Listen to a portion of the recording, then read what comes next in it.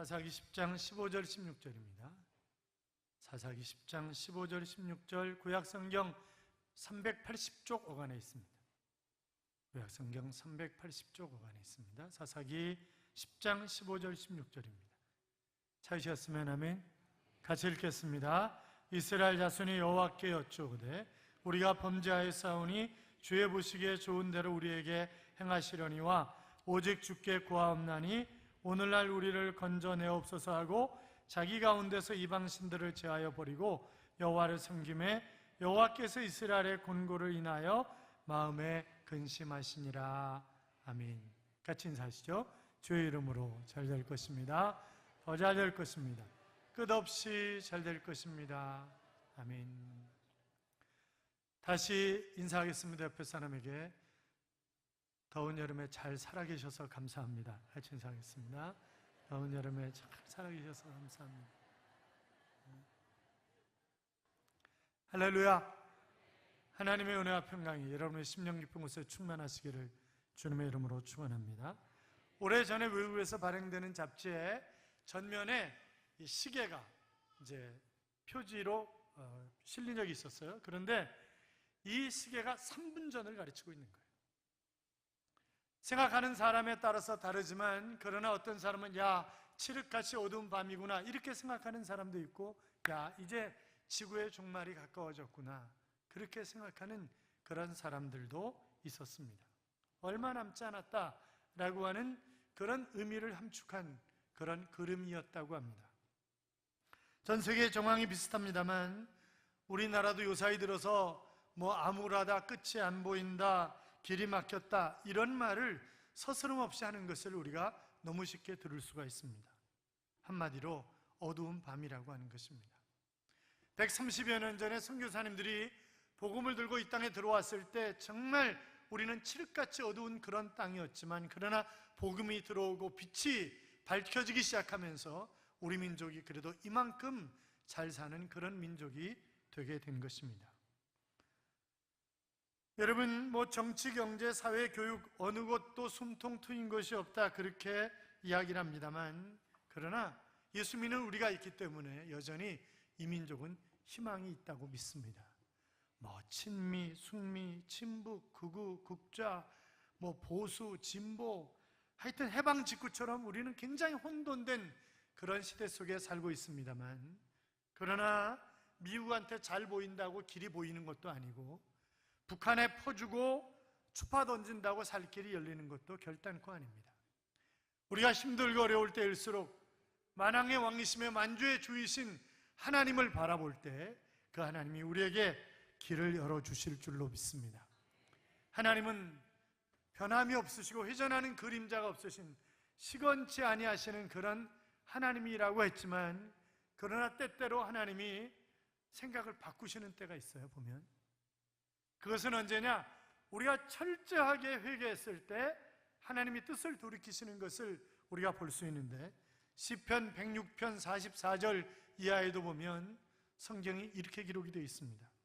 그러나 여호와께서 저희의 부르짖음을 들으실 때 그 고통을 권고하시며 저희를 위하여 그 언약을 기억하시고 그 많은 인자하심을 따라 뜻을 돌이키사 저희로 사로잡은 모든 자에게서 긍휼히 여김을 받게 하셨도다. 그렇게 기록되어 있습니다. 자, 그러니까 기도하는 사람은 뭐 어떤 난국을 만나든 어떤 문제가 있든 그렇게 걱정할 건 아니다. 왜냐하면 길을 내시는 하나님께 있으니까, 길을 내시는 하나님께 내가 붙어 있으면 그러면 살 길이 열리는 것이고, 그러기 때문에 두려워할 필요도 없고 겁낼 필요도 없다 하는 그런 생각을 우리가 하게 됩니다. 자, 우리가 지금 사사기를 쭉 봐가고 있습니다. 사사기에는 12명의 사사가 나옵니다. 그런데 이 사사들을 두 그룹으로 나눠요. 한 그룹은 대세사, 사사, 한 그룹은 소사사 이렇게 나눕니다.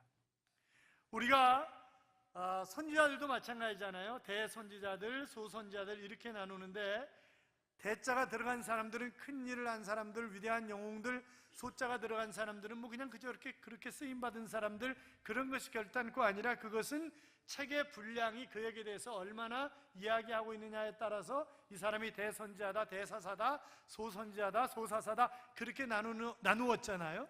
그러니까 마찬가지로 지금 우리가 보고 있는 이 사사들도 기드온이라든지 드보라라든지 삼손이라든지 이런 사람들은 다 대사사이지만, 그러나 오늘 보려고 하는 돌라, 야일, 또 뒤에 가면 입다, 입산 이런 사람들은 소사사란 말이죠. 우리가 보았던 삼갈도 마찬가지고. 여러분 보세요. 삼갈은 사사기 3장 31절 딱 한 절만 나와 있어요.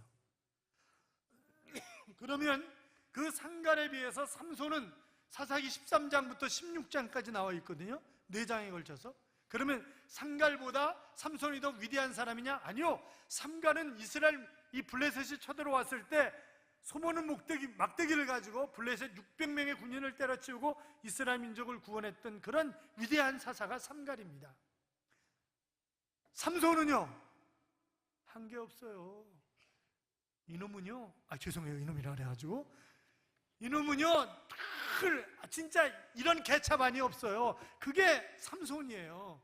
그러니까 이게 삼갈은 위대하고 삼손은 그런 게 아니란 말이죠. 성경이 절대 이제 그런 것이 아니라 쓰여진 분량에 따라서 대사사, 소사사 이렇게 나눠져 있다, 그렇게 볼 수 있는데, 자, 우리가 지금까지 보아온 그런 사사들을 다시 한번 되새겨 볼까요? 첫 번째 사사가 누구였죠? 죄송해요. 제가 설교를 잘했어야 되는데 잘못해가지고 이렇게 맨날 잊어버리게 만들어서 정말 죄송해요. 온니엘 했어요. 온니엘이었는데 이 사람은 연세가 많이 드신 노인이셨습니다. 두 번째 사사가 에옷이라고 하는 오른손 장애자였어요. 그래서 하나님은 장애인도 쓰신다라고 하는 것을 우리가 그를 통해서 확인했었고, 세 번째 사사가 삼갈이라고 하는 사람이었는데 이 사람 소모는 막대기로 그랬으니까 평범한 농부였지만 하나님은 그를 멋지게 사용하셨던 것을 볼 수 있고, 네 번째 사사가 누구였죠? 드보라였습니다. 평범한 가정주부였습니다. 그런데 어느 날 하나님이 이 가정주부에게 말씀을 하시는 거예요. 그래서 그가 하나님의 음성을 듣고 선지자가 되었습니다.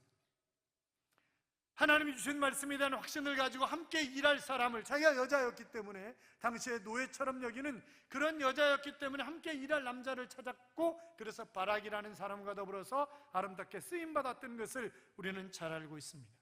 그 다음에 기드온이라고 하는 사사를 보았는데 이 사람 300명 용사로 13만 5천의 미디안을 쳐부순 그런 사람이지만, 그러나 이 사람은 본래 겁쟁이였습니다. 의심이 많은 그런 사람이었습니다. 포도주 틀에서, 이 포도즙을 짜는 그런 틀에서 밤에 몰래 밀타작을 했던 사람이 바로 기드온입니다. 큰 용사요? 그렇게 말씀하셨을 때 아닙니다, 저는 아닙니다, 제가 큰 용사라뇨, 이것은 말도 안 됩니다 그러면서 3번씩이나 하나님을 시험했던, 주노의 하나님을 시험하지 말라고 누누이 그렇게 말씀하고 있지만, 그러나 하나님을 3번씩이나 시험했던 그런 사람이 바로 기드온이었습니다. 하나님이 그를 쓰시고자 했을 때 그가 군사를 모았는데 32,000명이 모여들었고, 하나님은 너무 많다고 그래서 결국 300명만, 그것도 물을 개처럼 핥는, 그래서 표현이 별로 안 좋고, 그것은 이스라엘 백성들이 개라고 하는 표현을 쓸 때에는 저주적인 그런 표현이었기 때문에 그 300명도 탁월한 그런 용사라고 보기에는 좀 곤란하다. 그러나 하나님은 그들을 통해서 놀라운 역사를 행하셨고, 그래서 이 기드온이 아름답게 쓰임받았고, 자, 13만 5천 명을 300명을 가지고 무찔렀으니까 어떻든 대단한 사람 아니겠어요? 그러니까 이스라엘 백성들이 당신과 당신의 아들들이 우리의 왕이 되어달라 그렇게 부탁을 했을 때, 아니요, 나와 내 아들들은 절대 왕이 될 것이 아니고 여호와 하나님이 당신들을 다스리리이다. 그래서 정말 멋지게 그렇게 이야기했던 그의 모습도 보았지만, 그러나 그도 인간이기 때문에 노획한 노획물 중에 금고리를 달라 이래가지고 그것 가지고 뭐 만들었죠? 에봇 만들었습니다. 제사장들이 입는 옷인 에봇을 만들었는데 그 에봇 자체가 우상이 되었다고요. 그래가지고 사람들이 에봇을 섬기는 거예요. 하나님을 섬기는 것이 아니라. 그러다가 기드온이 죽으니까 결국 이스라엘 백성들이 일제히 일어나서 바알과 아세라를 숭배하는 그런 모습들을 보았고, 아들 가운데 첩의 아들인 아비멜렉이라고 하는 그런 사람이 자기 외갓집을 찾아가가지고 그 동네가 자기 출신 지역에 가서 70명이 왕이 되는 것이 낫겠냐, 아니면 당신들과 같은 혈연인 내가, 같은 지역 출신인 내가 왕이 되는 것이 낫겠는가, 이래가지고 결국 자금을 받아가지고 이 본래 본부인의 자식들이 많잖아요. 70명씩이나 됐잖아요. 그래서 싹 다 죽여버리잖아요. 싹 다 죽여버립니다. 한 사람 살아남았죠? 누구였어요? 요담이라고 하는 사람이 살아남았는데, 그래서 그가 마치 옛날 동화 이야기처럼 감람나무, 무화과나무, 그리고 포도나무에게 우리에게 나무의 왕이 되어달라고 부탁했을 때 왕보다는 하나님이 우리에게 맡겨주신 사명이 있기 때문에 그 사명을 감당해야 된다고 거절함으로 가시나무에게 왕이 되어달라고 그랬더니 이 가시나무가 내 그늘에 와서 쉬라고. 아니, 가시나무가 그늘이 어디 있어요? 내 그늘에 와서 쉬라고. 만약 그렇지 않으면 불이 나와서 확 너희들을 다 싸질러 죽일 거라고 그랬잖아요. 그리고 이 아비멜렉이 왕이 되었습니다. 자, 그런데 구테타가 일어났죠. 가알이라고 하는 사람이 구테타를 일으켰어요.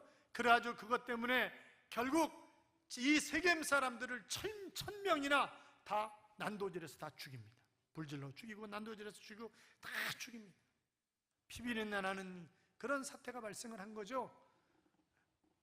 그랬을 때 하나님이 오늘 이 돌라라고 하는 그런 사사를 일으켜 세우시는데, 돌라, 아마 되돌려라, 아마 그래서 이름이 돌라가 아닌가, 이제 그렇게 생각을 할 수 있지만 어떻든 하나님의 돌라라고 하는 사람을 일으켜 세워서 사용하시는데, 오늘 우리가 1절부터 4절까지 보면요, 돌라하고 야엘이라고 하는 이런 사사가 나오는데 한 일이 별로 없어요. 한 일이 별로 없습니다. 자, 1절, 2절을 먼저 볼까요? 1절, 2절 같이 읽겠습니다.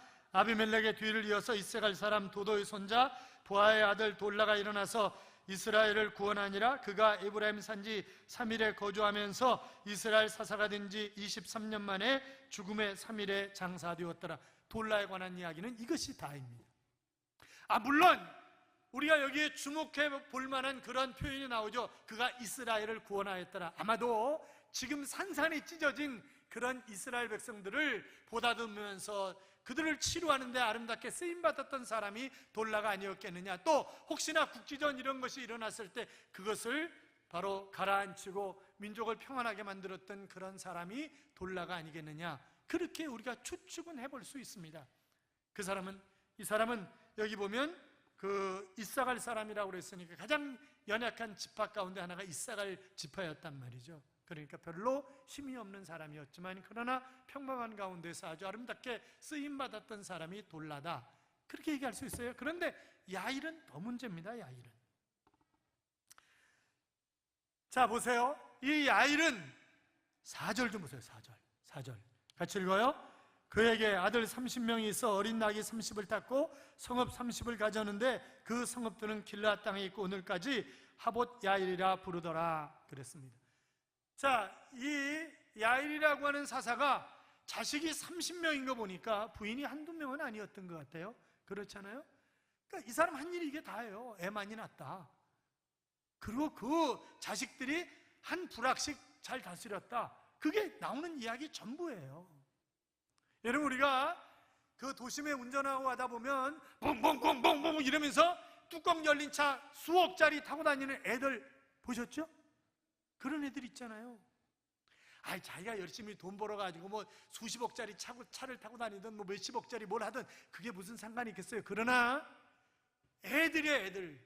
애들 이제 20대 초중반밖에 안 된 애들이 막 이러면서 막 왜 또 후가시를 이렇게 눕고 다니는지 몰라요. 그렇잖아요. 이거 과연 쟤네들이 돈 벌어서 저 차를 산 것일까? 전혀 그렇지 않을 것 같아요. 저놈들 저 부모님 때문에 저렇게 호황하는구나, 이런 생각을 우리가 얼마든지 할 수 있는데 마치 야일의 자식들이 그렇게 보이는 그런 모습이다, 그런 것입니다. 그 아버지 때문에 각 성의 성주가 되어가지고 그 성을 다스리는 거예요. 특별한 문제가 없었습니다. 여러분, 영웅은 난세에 난다고 얘기를 합니다. 그러니까 돌라 때나 야일 때나 별로 큰 일이 없었다고 하는 거예요. 왜? 이들이 영웅적인 그런 역할을 하는 것이 아니잖아요. 그렇잖아요. 사랑하는 여러분, 우리가 정말 험악한 시대에는 민족을 구원하는 그런 이순신 같은 그런 인물들이 등장을 합니다. 딱. 그러나 그것이 꼭 좋은 것만은 아니에요. 이렇게 생각해 보세요. 내가 평상시에 그냥 보통 건강하게 사는 게 좋은가, 아니면 내가 죽을 병에 걸렸다가 살아나는 게 좋은가? 어떤 게 더 좋으세요?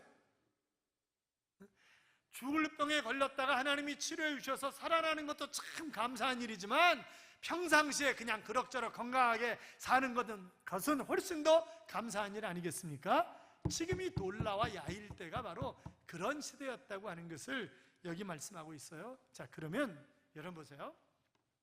지금 이 사사시대를 우리가 일명 사이클 시대다 그렇게 얘기하는데 또다시 반복해서 이들이 죄를 짓는 것입니다. 6절 보세요. 6절 같이 읽어요. 이스라엘 자손이 다시 여호와의 목전에 악을 행하여 바알들과 아스다롯과 아람의 신들과 시돈의 신들과 모압의 신들과 암몬 자손의 신들과 블레셋 사람들의 신들을 섬기고 여호와를 버리고 그를 섬기지 아니하므로. 아멘.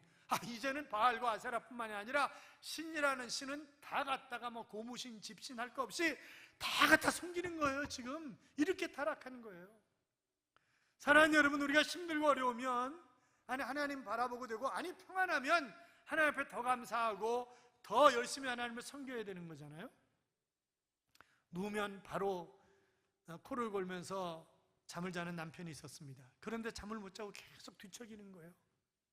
혹시나 아내가 깰까봐 조마조마하면서 이렇게 뒤척였다가 또 한참 있다가 다시 뒤척였다가 이 양반이 도대체 무슨 일이 있어서 잠을 못 자고 저러는가. 그래가지고 견디다 못해가지고 아내가 벌떡 일어나가지고 여보, 당신 왜 잠을 못 자요? 아니 당신이 잠을 못 잘 때는 무슨 일이 있으니까 잠을 못 자는 거잖아요. 그러니까 저한테 얘기를 해봐요. 아내한 저한테 속일 필요가 뭐 있어요? 얘기를 좀 해봐요. 그랬더니 사실은 말이야, 내가 친구 철수 알지? 그 친구한테 돈을 꽂는데 내일까지 갚기로 했는데 갚을 방법이 없어. 그래서는 그런 거야. 그래요? 알았어요. 그러더니 이 부인이 얼른 친구 철수 씨한테 전화를 하는 거예요.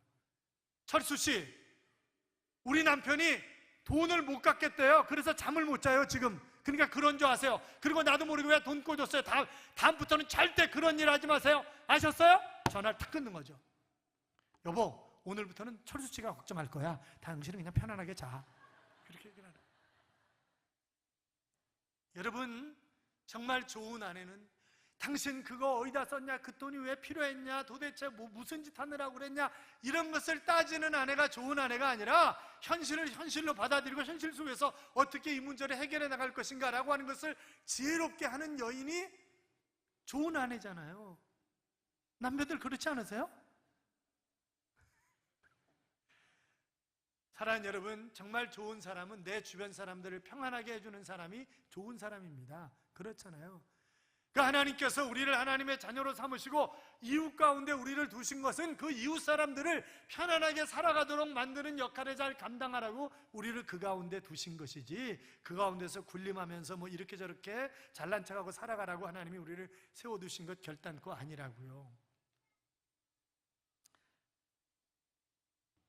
자, 하나님이 열받으셨어요. 계속 이들이 반복해서 죄를 져요. 그러니까 7절 보세요. 7절 같이 읽어요. 여호와께서 이스라엘에게 진노하사 블레셋 사람들의 손과 암몬 자손의 손에 그들을 파심해. 여기 파셨다고 하는 단어의 밑줄을 쭉쭉 그으세요. 이것은 흩어져서 압제했다 그런 말입니다. 흩어지게 해서 압제했다 그런 말이에요. 자, 그러니까 이스라엘이 정복한 선례가 있는 블레셋과 암몬 사람들에게 하나님이 붙여버리셨어요. 그래서 그들이 너무너무 괴롭히니까 이들이 한 마을에서도 같이 못 사는 거예요. 일절이 흩어지고 너무너무 괴로움을 당하는 거죠. 얼마 동안? 18년 동안 너무너무 괴로움을 당하는 거예요.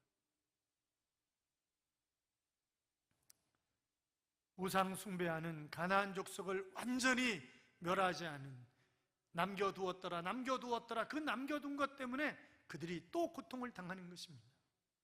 로마서 12장 2절에 보시면 너희는 이 세대를 본받지 말고 오직 마음을 새롭게 함으로 변화를 받아 하나님의 선하시고 기뻐하시고 온전하신 뜻이 무엇인지 분별하도록 하라 그랬습니다. 히브리 3장 14절에 보시면 우리가 시작할 때 확실한 것을 끝까지 견고히 잡으면 그리스도와 함께 참여한 자가 되리라 그렇게도 말씀하셨습니다. 흔들림이 없는 신앙생활을 해야 되는데 그게 쉽지 않잖아요. 흔들거리다가 끝내는 징계를 받고 어려움을 당하고 그런 상황 가운데 있을 때가 참 많이 있잖아요.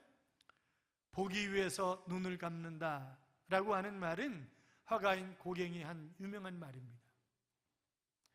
감수성과 열정으로 충만한 삶을 살았던 그의 말은 우리에게 단지 내가 눈을 뜨고 있다고 해서 모든 것을 다 보는 것은 아니구나. 눈을 감을 때 오히려 정말 보아야 할 것들을 볼 수가 있는 것이구나 라고 하는 그런 생각을 하게끔 만드는 그런 표현입니다. 여러분, 미국의 애리조나에 가면 한 호수는 밤하늘 보호구역이라고 정해져 있는 그런 호수가 있습니다. 뉴멕시코 주에는 밤하늘 보호법이라고 하는 그런 법이 제정되어 있습니다. 그래서 그 지역, 그 일대에서는 비행기도 다니지 못하고 그 어떤 빛을 거기다 비추지 못합니다. 그러니까 사람들이 뭐예요? 캄캄한 데에서 밤하늘의 별을 쳐다보면서 좀 생각을 하라는 거예요. 내가 지금 살고 있는 것이 바르게 살고 있는 것인가? 내가 지금 가고 있는 길이 바르게 가는 것인가? 캄캄한 밤하늘을, 반짝이는 별을 바라보면서 생각 좀 하고 살라고 그런 법을, 그런 보호구역을 만들어 놓은 것입니다. 사랑하는 여러분, 눈을 감고 하나님 앞에 나 자신을 한번 비춰보자고요. 다시 한번 생각해 보자고요. 이스라엘 백성들이 범죄한 것 때문에 징계를 받았던 것처럼 내가 혹시나 하나님 앞에 죄 지은 것 때문에 지금 어려움을 당하고 있는 것은 아닌지 자신을 다시 한번 되돌아보는 그런 삶을 우리가 살아가자고요. 자, 하나님을 배반하고 하나님의 목전에서 다시 범죄했던 이스라엘 백성들, 하나님이 그들을 징계하십니다. 그런데 하나님이 어느 정도로 화가 나셨느냐? 13절 보세요. 13절 같이 읽어요. 너희가 나를 버리고 다른 신들을 섬기니 그러므로 내가 다시는 너희를 구원하지 아니하리라. 다시는 내가 너희들을 구원하지 않겠다. 끝! 이스라엘 너희는 끝이야. 그거는 아니에요. 그건 아닌데 하나님이 너무 격하신 거죠. 지금 너희가 어떻게 그럴 수 있느냐? 내가 너희에게 얼마나 사랑을 베풀었는데, 내가 너희에게 어떻게 해주었는데 너희가 어떻게 그럴 수 있느냐? 이제 그만하자 좀. 그러시는 거예요. 지금 하나님이 너무 답답하신 거죠. 여러분 그렇잖아요. 자식놈이 너무 말썽을 피우면 뭐라 그래요? 야, 부자 인연 끊자. 이제 끊어. 너 호적에서 파 그러잖아요. 그 전에 광주 사태 났을 때 광주에 있는 그 한 아버님이 제가 그때 군대 5년 갔다가 다시 와가지고 신학 다시 할 때였거든요. 그때 졸업반 때인가 하여튼 그랬었는데 아들이 서울집에 와가지고 야, 너 선생님 지지 않고 딴 사람 지지하려면 호적에서 파가. 그랬다면서 저한테 장로님을 찍어야 되냐고, 이거 어떻게 호적에 파야 되냐고, 어떻게 되냐고 그랬던 기억이 납니다만, 그렇잖아요. 정말 자식과 뜻이 다를 때 야, 끊자. 이제 부자 인연을 끊자. 그런 것처럼 지금 하나님이 너무 격길로 이스라엘 백성들이 끊임없이 반복해서 이러니까 야, 끊자. 이제 끊어. 그런 얘기를 하시는 거예요. 그랬더니 18년 동안 괴로움을 당했던 이들이 회개하기 시작합니다. 얻어 터지면 또 회개하잖아요. 한동안 지나가면 회개하잖아요. 그런데 이번 회개는 지난번 사람들이 회개했던 것과는 조금 다른 그런 회개를 하고 있는 것을 우리가 볼 수 있는데, 자, 15절 16절 봐요. 15절 16절 같이 읽어요. 이스라엘 자손이 여호와께 여쭈되 우리가 범죄하였사오니 주께서 보시기에 좋은 대로 우리에게 행하시려니와 오직 주께 구하옵나니 오늘 우리를 건져내옵소서 하고 이방 신들을 제하여 버리고 여호와를 섬김에 여호와께 이스라엘의 공고로 말미암아 마음에 근심하시니라. 자, 회개했어요. 그런데 그냥 회개한 게 아니라 하나님의 징계를 달게 받겠습니다. 그러면서 그들이 안고 있었던 모든 우상을 다 제거하는 거예요. 그러니까 하나님이 근심하셨더라 그랬습니다. 여러분, 인간이 아니신 하나님이 무슨 근심을 하시겠어요? 전능하신 하나님이 무슨 근심을 하시겠어요?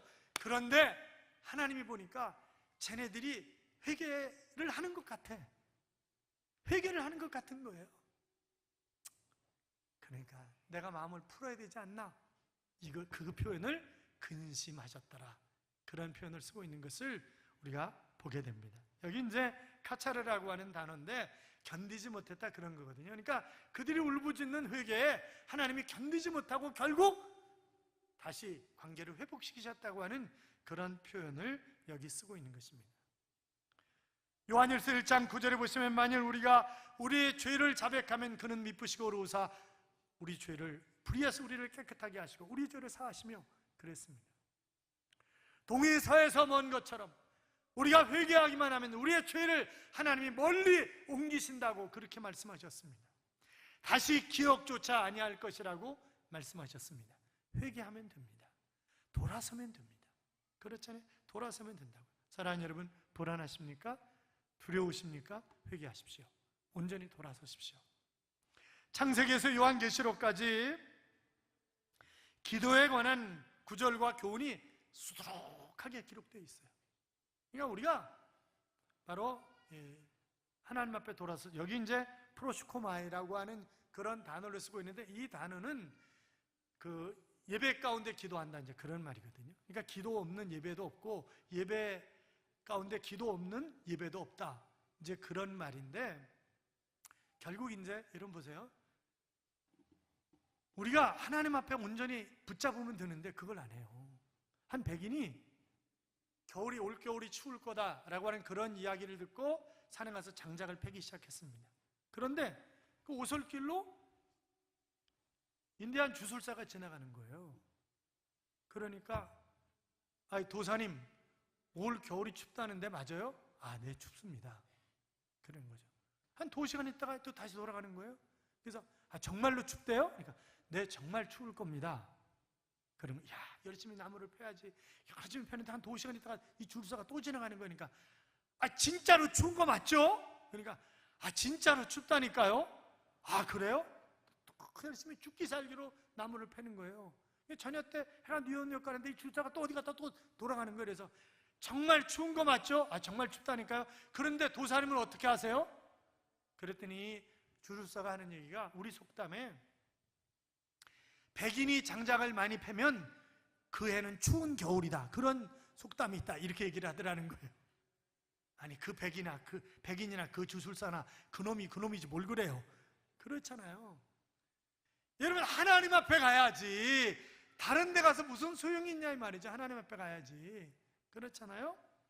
예수님이 너희는 기도할 때 이렇게 기도하라 그러시면서 우리에게 가르쳐 주신 말씀이 뭐예요? 비유로 말씀하시면서 집에 친구들이 놀러 와가지고, 그래서 먹을 것이 다 떨어졌는데 그 친구 집에 가가지고, 다른 친구 집에 가가지고 친구들이 놀러 와서 그러는데 떡 세 덩어리 좀 구워달라고 그랬더니 이미 우리 잠자리에 들었기 때문에 안 된다고. 이스라엘은 그 방 하나에 사람들이 전부 다 같이 하는 거예요. 이불 큰 거, 요 하나 큰 거 쫙 깔고 다 같이 눕는 거예요. 그러니까 만약에 그 옆에 이제 전부 벽에 우리가 얘기하는 문갑 이런 게 다 달려 있는 거거든요.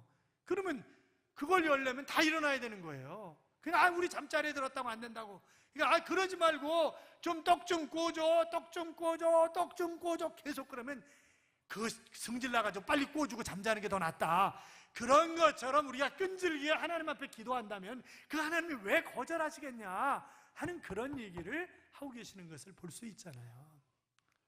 사랑하는 여러분, 어떤 문제가 왔다고 두려워하거나 실망할 필요가 없습니다. 끝까지 하나님 붙잡고 오직 하나님께 기도하면 우리의 문제를 해결해 주실 줄로 믿습니다. 그 하나님 붙잡고 살아가시기를 주님의 이름으로 축원합니다. 이런 찬양이 있어요. 사망의 그늘에 앉아 죽어가는 나의 백성들, 절망과 굶주림에 갇힌 저들은 내 마음의 오랜 슬픔, 고통의 멍에에 매여 울고 있는 나의 자녀들, 나는 이제 일어나 저들의 멍에를 꺾고 눈물 씻기기 원하네. 누가 내게 부르짖어 저들을 구원케 할까? 누가 나를 위해 가서 나의 사랑을 전할까? 나는 이제 보기 원하네. 나의 자녀들 살아나는 그날, 기쁜 찬송 소리, 하늘의 웃음소리 온 땅 가득한 그날이라고 하는 그런 찬양인데, 사랑하는 여러분, 내가 설사 사망의 그늘에 앉아 있다 할지라도, 고통의 멍에에 매여 있다 할지라도 하나님 앞에 부르짖으면 그 하나님은 길을 내실 것입니다. 하나님을 의지하고 살아가시기 바랍니다. 그렇게 살아가시기를 축복합니다. 축복합니다.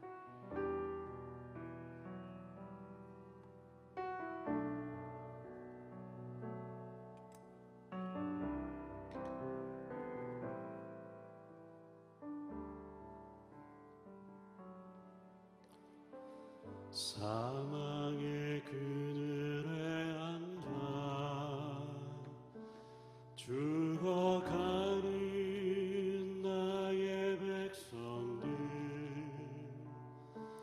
절망과 굶주림에 갇힌 저들은 내 마음에 오랜 슬픔, 고통의 몽에 매여 울고 있는 나의 자녀들, 나는 이제 일어나 저들의 멍에를 꺾고 눈물 씻기기 원하는데, 누가 내게 부르짖어 저들을 구원케 할까? 누가 나를 위해 가서 나의 사랑을 전할까? 나는 이제 보기 원하네. 나의 자녀들 살아나는 그날, 기쁜 찬송 소리 하늘에 웃음소리 온 땅 가득한 그날, 사랑의 그늘에 앉아 죽어가는 나의 백성들, 절망과 굶주림에 갇힌 저들은 내 마음에 오랜 슬픔, 고통의 몽에 매여 울고 있는 나의 자녀들, 나는 이제 일어나 저들의 멍에를 꺾고 눈물 씻기기 원하는데, 누가 내게 부르짖어 저들을 구원케 할까? 누가 나를 위해 가서 나의 사랑을 전할까? 나는 이제 보기 원하네. 나의 자녀들 살아나는 그날. 사랑하는 여러분, 우리가 오직 주께 구하면 그 주님은 들으시고 응답하시고 우리를 일으켜 세워주실 것입니다. 우리 그 주님을 기대하면서 사망의 그늘에 앉아 함께 부르시겠습니다.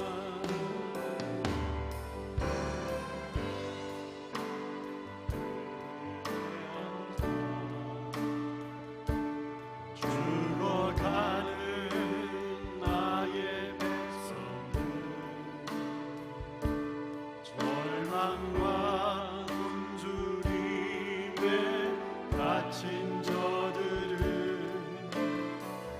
내 마음에 오랜 슬픔, 고통의 멍에 매여